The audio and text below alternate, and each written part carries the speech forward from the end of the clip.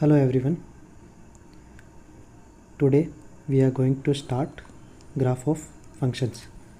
हम सबसे पहले एक बेसिक फंक्शन की बात करते हैं, that is y is equal to x. ठीक है, अगर हम y is equal to x की बात करेंगे तो इसका डिग्री कितना है. डिग्री हम देख सकते हैं इसकी पावर 1 है, तो यहाँ पर इसका जो डिग्री है वो हमारा 1 है. और अगर हम यहाँ से स्लोप की बात करेंगे तो इसको हम कंपेरिजन कर सकते हैं y is equal to m x plus c से. राइट, तो जो x का कोफिशिएंट होता है वो हमारा क्या होता है, स्लोप होता है. तो यहाँ से हम रेक्टिफाई करेंगे, x का हमारा जो कोफिशिएंट है वो 1 है, तो हमारा स्लोप कितना है 1. वेर c, ये जो c होता है ये किसको रिप्रेजेंट करता है, y इंटरसेप्ट को. ठीक है, तो अगर हम y is equal to m x plus c से कंपेयर करेंगे हमारी इक्वेशन को, तो y is equal to x plus 0 we have, तो c इंटरसेप्ट जो हमारा y इंटरसेप्ट है वो कितना आया 0. राइट, तो अगर हम इसकी बात करेंगे कि हमें स्लोप कैसे निकालना है, हमें ग्राफ कैसे बनाना है, एंगल ऑफ इंक्लिनेशन कैसे निकालना है, तो स्लोप के लिए हमने y is equal to m x plus c से कंपेरिजन कर लिया, जिससे हमें m कितना मिला 1. अगर हम इसके इंक्लिनेशन की बात करेंगे तो हम स्लोप कैसे निकालते हैं, यूजिंग tan थीटा. ये हमारा स्लोप निकालने का वन ऑफ द मेथड होता है. हमारा स्लोप कितना है 1, तो अगर यहाँ से देखेंगे tan theta equal to 1, so theta is equal to tan inverse of 1, और यू कैन से 45 डिग्री और पाई बाई 4. ये हमारा उस लाइन का इंक्लिनेशन आ गया. अगर हम इसके ग्राफ की बात करेंगे यहाँ से, तो हमारा जो ग्राफ है कैसे बनेगा,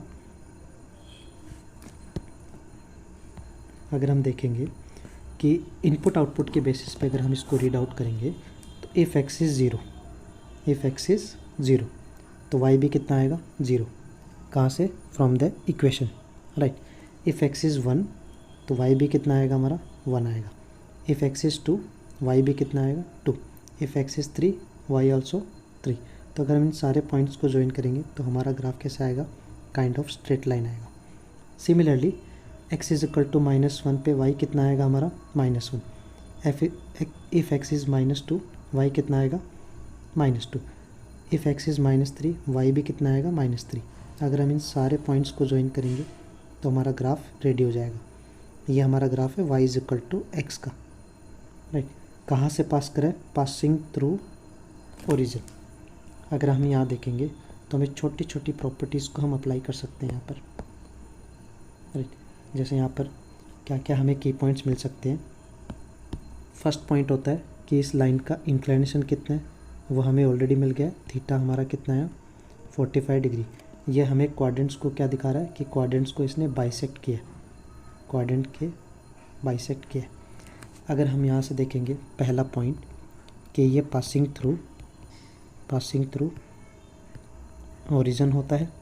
सेकेंड पॉइंट अगर हम यहाँ से देखेंगे कि इसका जो डोमेन क्या होता है, मोस्ट इम्पॉर्टेंट चीज़ कि किसी भी फंक्शन का डोमेन कैसे निकालते हैं.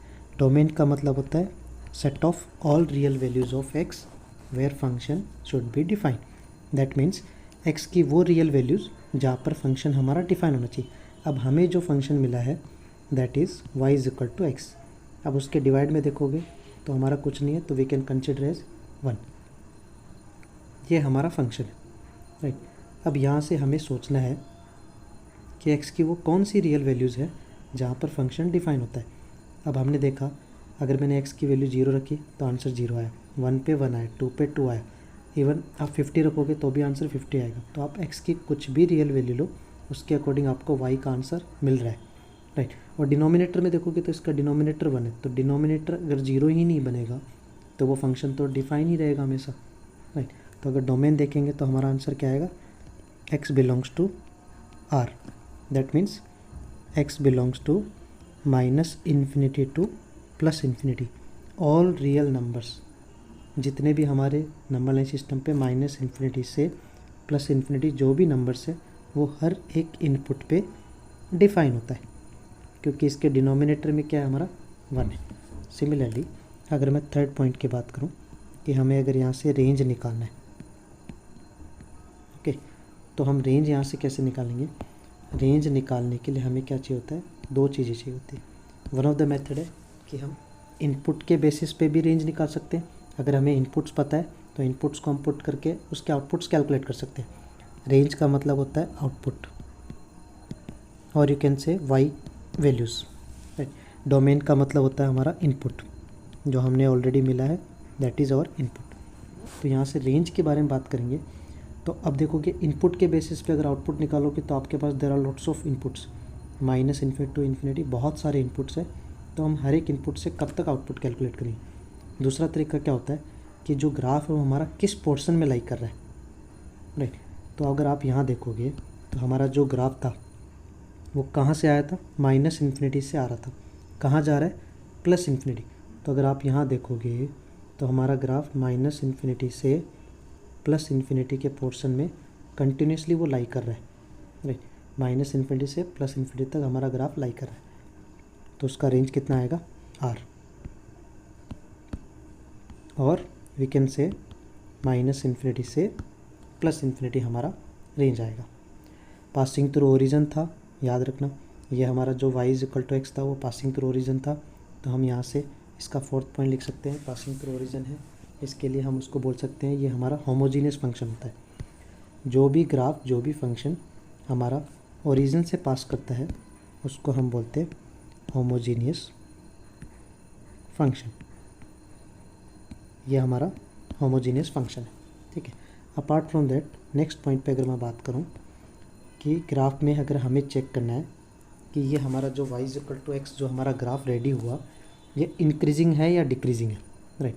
तो अगर हम यहाँ देखेंगे जो हमारा ग्राफ लेफ़्ट से राइट आपको ट्रैवल करना है, लेफ़्ट से राइट आपको ट्रैवल करना है थ्रू आउट द ग्राफ। ये हमारा लेफ़्ट हिस्सा, ये हमारा राइट हिस्सा। लेफ़्ट से राइट जाओगे तो ग्राफ को देखोगे तो ये कंटिन्यूसली हमारा बढ़ रहा था। तो हम देखेंगे कि हमारा लेफ़्ट से राइट है वो जो ग्राफ बढ़ रहा है, तो हमारा इसका मतलब ग्राफ जो कैसे बनेगा, वो इंक्रीजिंग बनेगा। अगर हमारा लेफ़्ट से राइट ग्राफ घटता, डिक्रीज़ होता, तो हम बोलते हैं वो डिक्रीजिंग फंक्शन है। बट राइट नाउ देखोगे तो y is equal to x का जो ग्राफ है वो कैसा बना, इंक्रीजिंग। तो हमारा ये जो ग्राफ है वो कैसा फंक्शन है, इंक्रीजिंग फंक्शन है, ठीक है।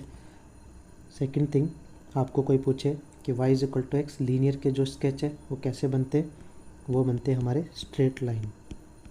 उनकी जो शेप होती है वो कैसे होती है, स्ट्रेट लाइन शेप होती है। जितने भी स्ट्रेट लाइन के ग्राफ है y is equal to x हो या उसके एस्पेक्ट में हम लोग शिफ्टिंग भी देखेंगे, up side shifting, down side shifting, जितने भी लीनियर फंक्शन जो होते हैं वो हमेशा शेप कैसी बनती है, उनकी लीनियर ही बनती है। लीनियर की जो शेप होती है वो हमारी स्ट्रेट लाइन बनती है, राइट। अगर हम इसमें थोड़ा सा शिफ्टिंग की बात करें, अगर हम इसकी शिफ्टिंग की बात करें कि शिफ्टिंग में ग्राफ्स कैसे बनते हैं, तो अगर मैं यहाँ देखूँ, जैसे मैंने एक वन ऑफ द एग्जांपल, कुछ नया एग्जांपल पिक करते हैं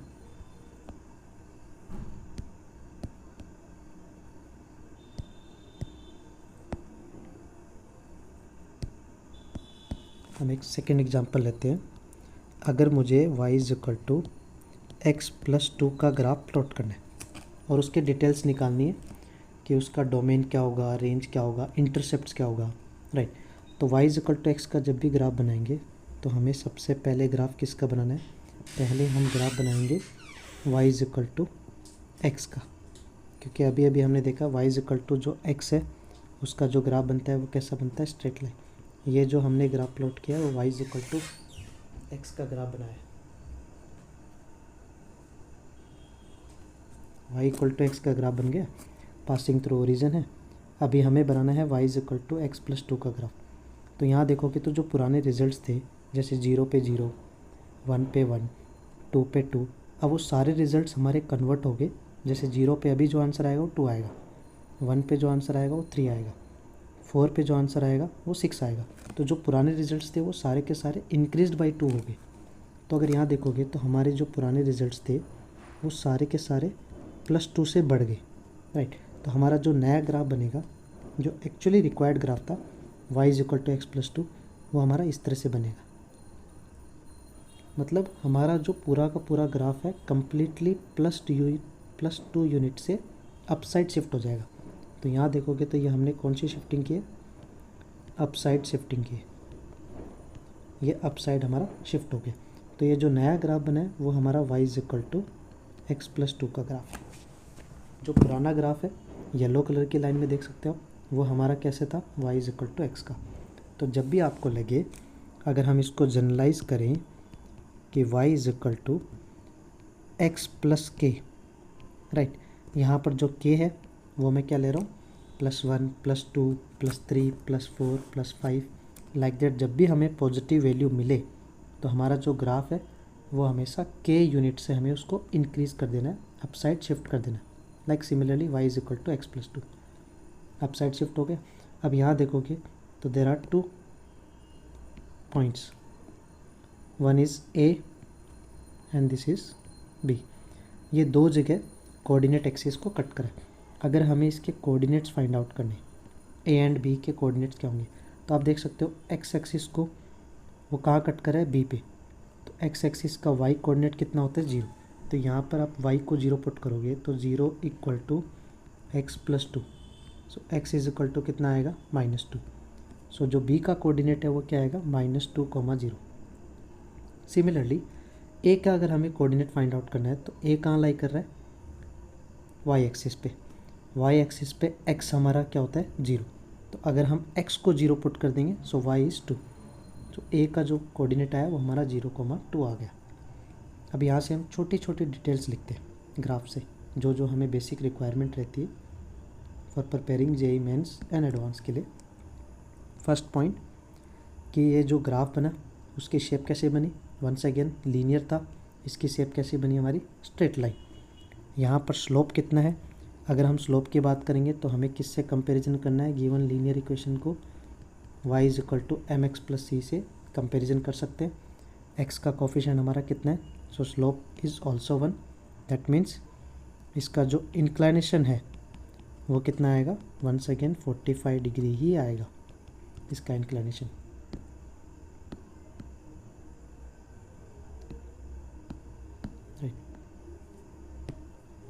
फिर हम देखेंगे दूसरे पॉइंट पे बात करते हैं कि इसका जो डोमेन है और रेंज क्या है वो क्या है, ठीक है।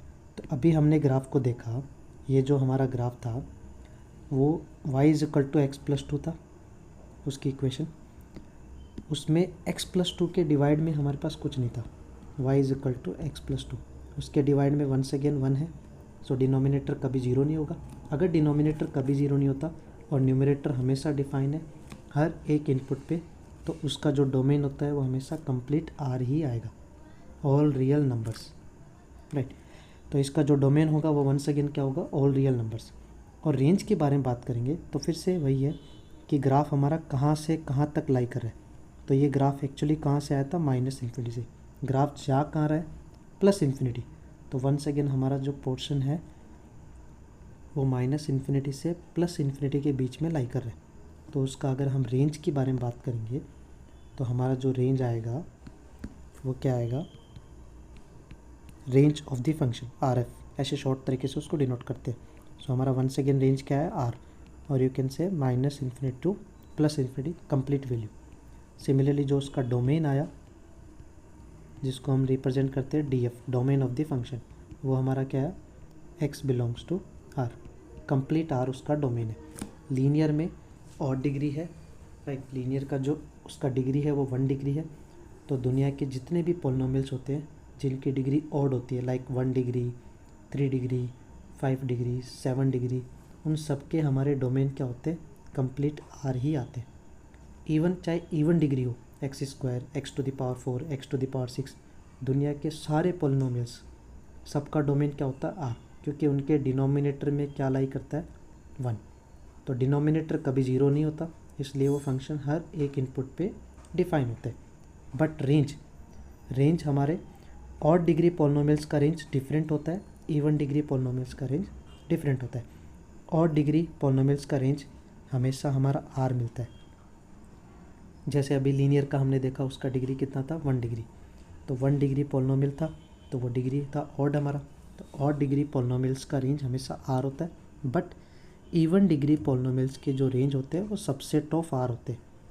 ये हम फ्यूचर में देखेंगे जब हम क्वाड्रेटिक के ग्राफ के बारे में बात करेंगे, तो वहाँ मैं आपको दिखा भी दूंगा। क्वाड्रेटिक का इवन डिग्री पॉलिनोमियल है, उसका जो रेंज आएगा वो कंप्लीट R नहीं आएगा, वो सबसेट ऑफ R होगा, ठीक है। अगर हम इसके नेक्स्ट कुछ की पॉइंट्स के बारे में बात करें apart from range and domain, कि यहाँ पर जो फंक्शन हमारा इंक्रीजिंग है या डिक्रीजिंग है कैसा है, तो आप देख रहे हो लेफ़्ट से राइट हम गए थ्रू आउट द ग्राफ, तो वो हमें क्या दिख रहा है, कैसा दिख रहा है, इंक्रीजिंग। वंस अगेन लेफ़्ट से राइट जाने पे धीरे धीरे धीरे धीरे ग्राफ हमारा ऊपर की तरफ बढ़ रहा है। तो हमारा ये कैसा फंक्शन है, फिर से आप बोल सकते हो ये हमारा कैसा फंक्शन है, इंक्रीजिंग फंक्शन है, राइट। अगर आप देखो तो यहाँ लिखना चाहो तो पॉइंट्स लिख सकते हो कि हमारा एक कैसा फंक्शन आ रहा है, इंक्रीजिंग फंक्शन आ रहा है, इंक्रीजिंग फंक्शन। ऊपर की तरफ इसको एरो रिप्रेजेंट करते हैं। उसके अलावा अगर हम यहाँ पर इंटरसेप्ट्स की बात करें, there are two intercept, one is x intercept, second is y intercept. अगर हम यहाँ पर x intercept and y intercept की बात करें कि उसका वैल्यू क्या आएगा, तो as you can see the graph, right. Graph को देखोगे तो आपको ये जो वैल्यू दिख रही है यहाँ से लेके यहाँ तक की, ये जो हमारा है ये हमारा क्या आपका एक्स इंटरसेप्ट इसको बोलते हैं, जहाँ पर लाइन एक्स एक्सिस को कट करती है। ये जो वैल्यू है ओरिजिन से लेके ए तक का पॉइंट जो है ये हमारा क्या है, वाई इंटरसेप्ट। हमेशा हमें इंटरसेप्ट्स को विद साइन लेना होता है, वेदर इट इज़ पॉजिटिव और नेगेटिव, ऑलवेज हमें विद साइन ही इंटरसेप्ट्स को कंसिडर करना है। तो अगर यहाँ देखेंगे कि हमारा एक्स इंटरसेप्ट कितना है, वो कितना आया था हमारा -2, एंड वाई इंटरसेप्ट भी कितना था हमारा +2। एक्स इंटरसेप्ट हमारा -2 था, वाई इंटरसेप्ट हमारा क्या था 2 था। अगर लाइन हमारी ओरिजिन से पास करती है, जैसे हमने ऑलरेडी डिस्कस किया था y = x, ये हमारा जो ग्राफ बना था वो किसका बना था, y = x का। ये कहाँ से पास करता था, ओरिजिन से। तो यहाँ पर जो x intercept and y intercept वो दोनों की दोनों वैल्यू कितनी होती है, 0, क्योंकि हमारे पास x इंटरसेप्ट भी कुछ नहीं बनता है, y इंटरसेप्ट भी कुछ नहीं बनता है, तो जो उसका इंटरसेप्ट वैल्यू होता है वो 0 होता है। बट अगर लाइन ओरिजिन से पास नहीं कर रही है, अगर वो थोड़ा भी लाइन ऊपर या नीचे से शिफ्ट हो गया, थोड़ा भी एक्स एक्सिस और वाई एक्सिस को कट कर गया, तो there are two intercept, one is x intercept and second is y intercept, वो आपको कुछ ना कुछ वैल्यू मिलेगा। डोमेन और रेंज के बाद हम इंक्रीजिंग फंक्शन ऑलरेडी डिस्कस कर लिया, हमारे इंटरसेप्ट के बारे में बात कर लिया, राइट।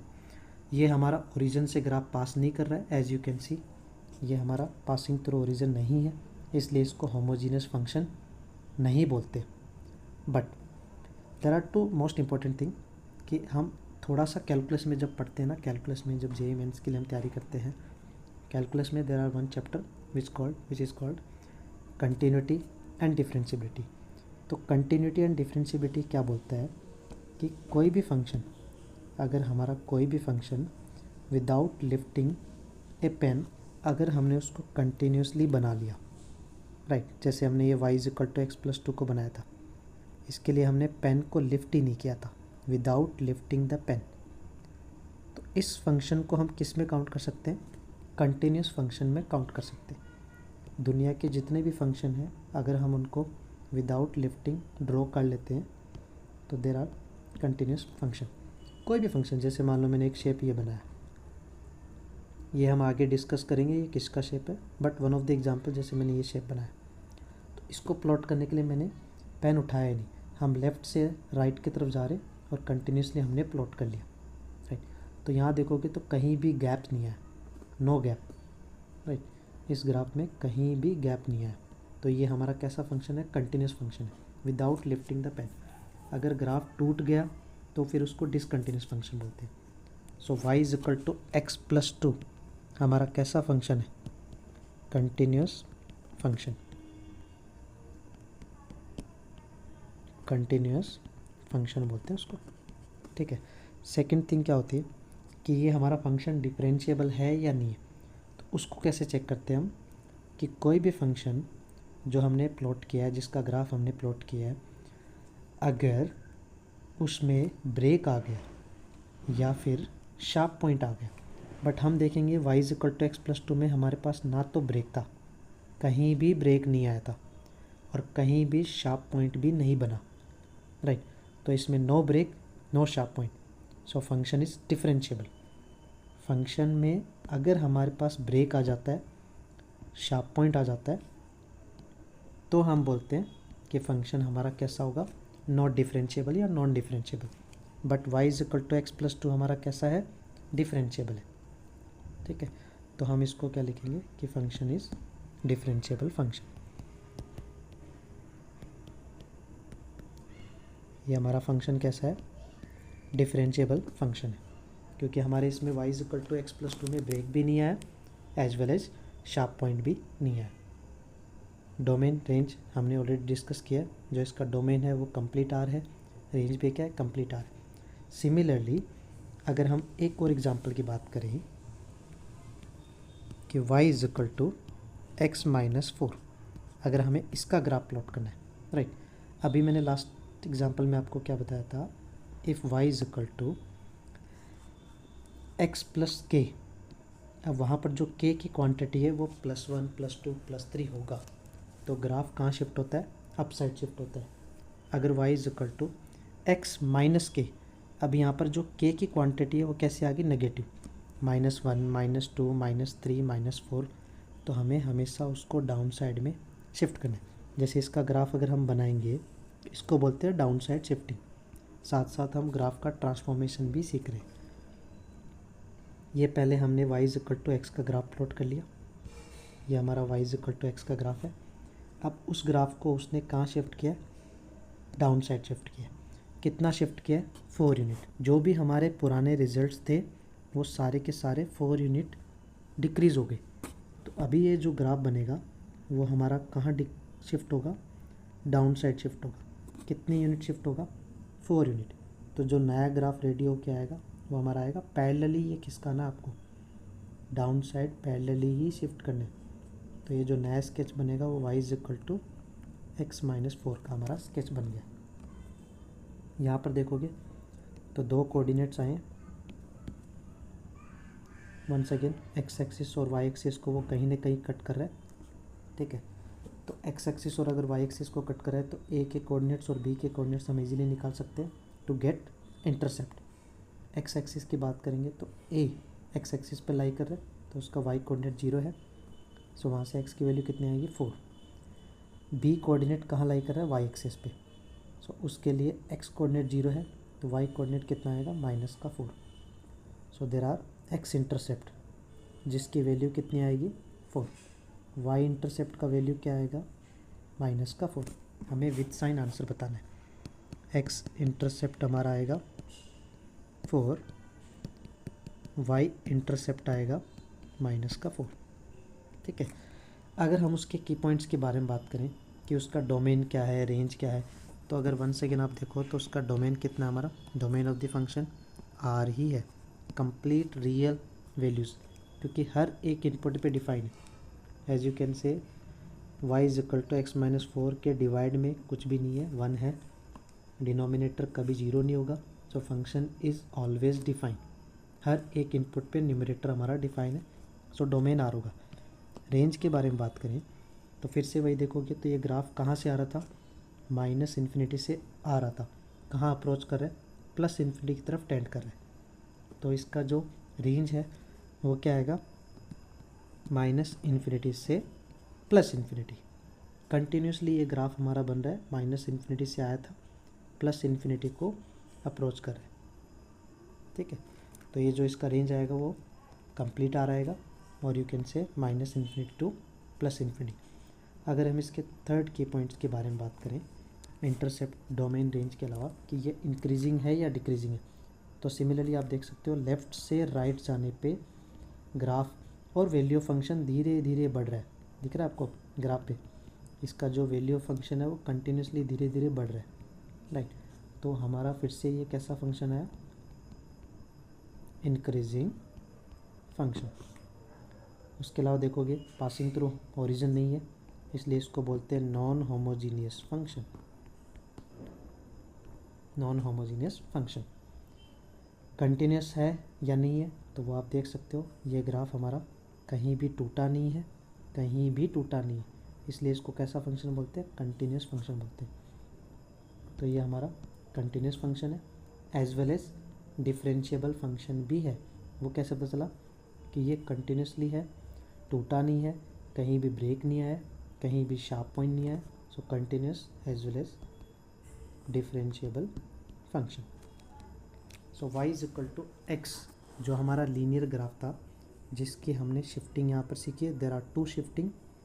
अगर हम स्टार्टिंग से देखें, right from here, y is equal to x plus 0 हमने स्टार्टिंग में लिया था, y is equal to x which is linear. तो लीनियर का जो ग्राफ है वो हमारा स्ट्रेट लाइन बनता है, पासिंग थ्रू ओरिजिन था। उसी को हमने दो शिफ्टिंग सीखा है। एक हमारा क्या है, अपसाइड शिफ्टिंग, जिसमें जो इक्वेशन मिलती है y is equal to x plus 1, x plus 2, x plus 3, इस टाइप की इक्वेशन मिलती है। और अगर उसी के बारे में बात करें कि डाउन साइड जो शिफ्टिंग होती है, उसके लिए हमने देखा y is equal to x minus 1, x minus 2, x minus 3, kind of ऐसी इक्वेशन हमें मिलनी चाहिए। उसको हमें डाउन साइड शिफ्ट करना है। y is equal to x के ग्राफ को डाउन साइड हम शिफ्ट करते हैं। पासिंग थ्रू अगर ओरिजिन नहीं है तो उसको हम नॉन होमोजीनियस बोलते हैं। कहीं भी ग्राफ में किसी भी फंक्शन में कहीं भी ब्रेक नहीं आता तो वो कैसा होता है, कंटिन्यूस फंक्शन होता है। ब्रेक नहीं आता, शार्प पॉइंट भी नहीं है, तो फंक्शन हमारा डिफरेंशिएबल होता है। लीनियर जो ग्राफ्स होते हैं, जो लीनियर हम फंक्शंस की बात कर रहे हैं, पॉलिनोमियल्स की बात करें, उन सब का जो डोमेन होता है वो कंप्लीट आर होता है, एज वेल एज रेंज भी क्या होता है, कंप्लीट आर।